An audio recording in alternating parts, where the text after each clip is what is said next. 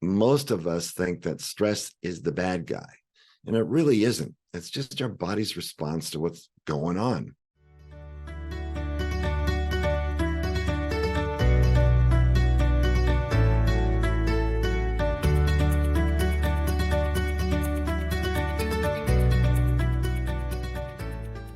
All right, we are live.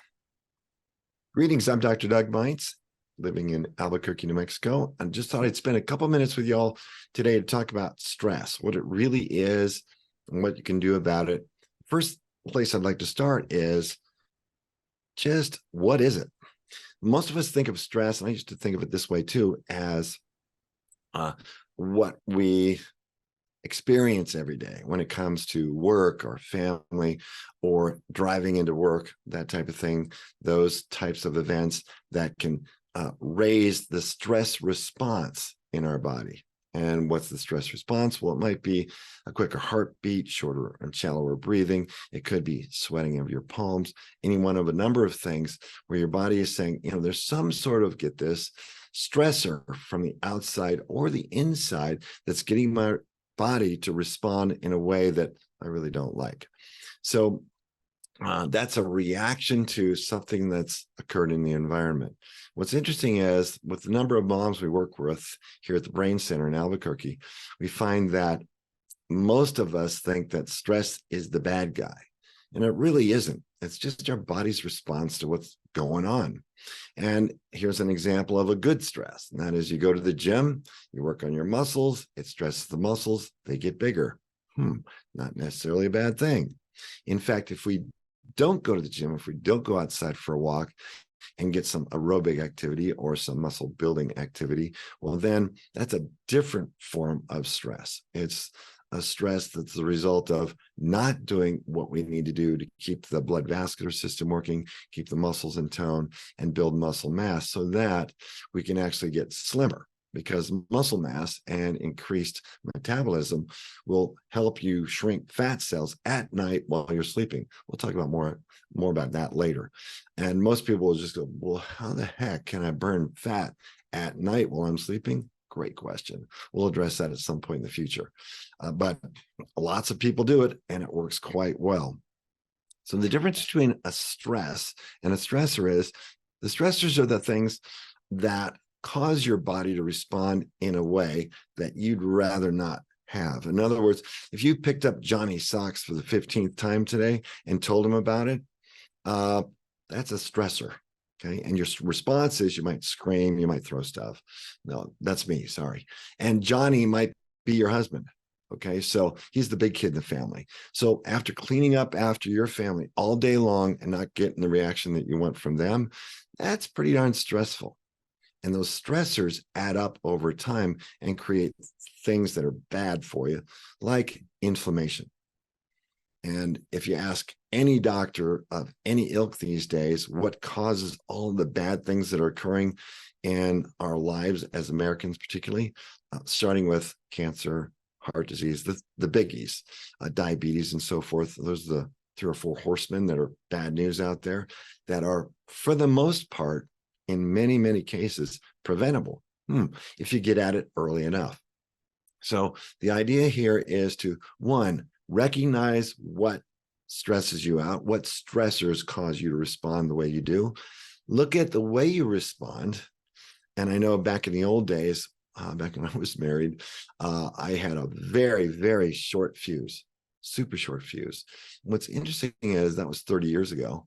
What's really interesting is that I should have known then, you will, but I should have known back then that that was the response to things that I expected would happen. Well, my expectations were here where they should have been maybe right down here, which is where they are now. So lower the expectations for yourself and for others just a little bit and see how your life improves. So that's one of the big takeaways I want you to have for today. And we're going to go into these types of things in more detail. But if stress doesn't kill you, as I said, it doesn't. It really doesn't. It's our responses to that type of thing that might. So if inflammation is one of those long-term effects, what you want to do is, one, recognize what causes that in you. Number two, start working on the little teeny things that can help you deal with stress. That's the thing. If you can adapt to stressors, which then cause your stress response, and realize that that's what's causing those things, you can absolutely solve this yourself on your own with a little bit of help from the outside. And that's what we're going to be doing at Mom Brain 101. We're going to be giving you those little tips, those little hints that can help you, one, recognize what's causing your body to respond the way it does. And number two, gee whiz, what can you do about it? So being aware is numero uno. And just yesterday, taking a nap, just taking a nap in the middle of the day. Just be by yourself. You can do a little meditation, drop off to sleep for 15 to 20 minutes. And that can undo all of that cumulative stress that's piled up that day. I mean, it's incredible what a 20-minute nap can do. You probably don't want to do that at 7 o'clock in the evening, right? You want to go to bed and recover that way. So that's where I wanted to go. We can be reactive to stress. That was the other point I wanted to get to today too. We can react, or we can be proactive.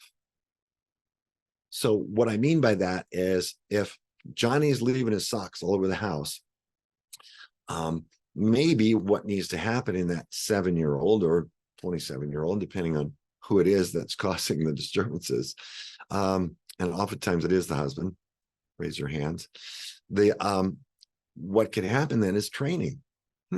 Let people know, in communication, let people know that really causes you a lot of distress. In fact, some women will tell me, some moms will tell me that, gosh, when I'm under stress like that, I get a headache like that. And that's an indicator to me that something's really wrong, or I'll get a stomach ache. Those are stress responses too. Blood vessels in your head either expand real fast or they contract real fast. That's called a headache.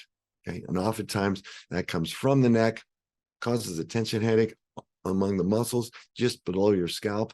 And that's that compressive feeling, just like your head's in a vice. Or the stomach ache. Stomach acids start to gain and eat little holes in your stomach lining. I've got to be very careful when I say that, because a lot of people will say, well, then I have to get rid of my stomach acid. No way. You got to put food in your stomach so that the acid can work on something other than the stomach lining.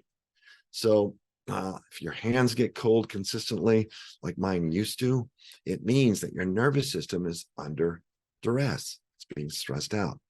When you're stressed out like that, your body's thinking that it needs to run, it needs to pass out, it needs to fight, it needs to do any one of a number of things that you may not be ready for. Interesting. So fight or flight steals blood from your fingertips and your toes, and it sends it right back to your heart, large muscles, so you can do the fight or flight thing. Either fight off the bear or run like heck. So the idea here is to recognize that those things are happening. If you do recognize that, matter of fact, the mood rings in the 1970s, those were just temperature sensors. They're still around, but you don't see them very much. So if the temperature sensor in your ring is saying you're really cold, that means you're under duress. You're being stressed out. So what do? Take a nap, go for a walk, talk it over with somebody if it's something you need to confront somebody with. And that was being the old days too. Nice guy. I wouldn't bring it up. It'll blow over. Well, that might for them, but for us as the recipients of these stressors, what oftentimes will happen is we bury that, and it turns up being atherosclerosis, turns up being cancer, because the body has to do something with that energy. If you're not running it off or lifting weights or doing those types of things or talking it out, it's going to internalize that energy, and it's going to work on something you do not want it to work on. Right. So those are some simple things that you can be looking for. And those are the types of things we're going to be talking about with you as moms. And you're going to come up with some stuff that I'd never heard of before. And we're going to help you. Cassie and I are going to help you figure out the solution for it. And you're going to hear me say every now and then, FIGO, figure it out. Okay. And that might not be the exact acronym, but anyway, figuring it out on your part, you're going to come up with better solutions than we can. And then we're going to give you the opportunity to share those things with other people in your community. And that's why we're here. So what we discovered is that a lot of people over the last, I'd say, particularly the last 20 years, have gone to the doctor. Their chiropractor was like metrist, medical doctor. It doesn't matter. With AI and the offing, that's artificial intelligence, just around the corner, what's going to happen here in our community is we're going to keep it human. And you're going to play a major role in that. We're going to ask you, gee whiz, what's going on? What's going really great in your life? How many doctors ask you that?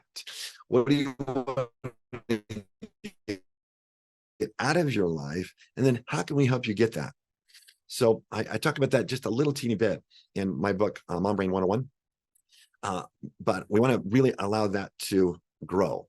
And we want to make sure that this community is comfortable enough for you folks as participants, not just listeners, participants. And I know some of you are shy, like I used to be, and you're not going to talk very much at first. But you know what? You're going to come out of your shell pretty fast when you start hearing the things that you're going to be hearing for the other moms that are in the community. So we love having you here. There's one more thing I'm going to touch on today, and then I'm going to go park myself in front of a park bench, I think, and have some lunch. And that is one of the things that I want to share is how stress can create problems that I couldn't even imagine 10 years ago. But because of my history, and everybody's got one, everybody's had stress. We've all had loss. We've all had trauma of various degrees. But mine added up to a recent thing that really got my attention. That is heart disease. Shoot, I've stayed right around 160 pounds for most of my adult life. I'm super active. But what I've discovered recently is about a year ago, my feet started to swell up and it just didn't go away. And what we discovered in the last year is that that's the result of long-term stress and a body that just couldn't take it anymore. So it said, I'm going to hang on to all the fluids I possibly can because I sit and stand a lot here at the office. I'm going to just store it in the lowest portion of my body. Boom. And that's where all the toxins go. So here I'm trying to get rid of it. And we're going to teach you how it is that I'm coming back from that so that you don't run into the same thing, or so your kids don't, or your parents don't. So we're going to be talking about that. It throws off metabolism. It's a toxic waste dump, essentially. And in fact, we're going to talk about this as well. And that is fat cells. When they get bigger, you can't lose that stuff around your thighs or stuff that's hanging around your belly. That was starting to happen to me too. And I've stopped that from getting worse. We're starting to actually reverse that process now by doing some really simple things, but we're doing them in ways that are consistent. That's the big thing. It doesn't have to be big, it just has to be consistent. So, and that's where I do something for about a month and then think, it's done. No, you got to do it for a long, long period of time for it to work long term. So it affects sleep, energy levels, and motivation, fulfillment, all of those things that really life is about. That pretty much ties up all the loose ends I was going to mention today, but we're going to go back and hopefully we'll plant a seed with these videos. So you can say, oh yeah, I know somebody, could be you. I know somebody that has this and this and this going on. Well, gee whiz, you're going to be able to bring it up at the Q&As and the forums, talk it over with other people in the community, and just have a great conversation that's going to get you where you want to go. So it's been great having you today. We're going to be talking a lot more in the near future. Cassie's got some really cool things coming up. She's kind of the director. I kind of join the show when I need to pump her up or two. So it's been great having you today. I want you to have a great life, and we're going to help you do it. Thank you very much, Dr. Doug. Until next time, we'll see you all then. So long.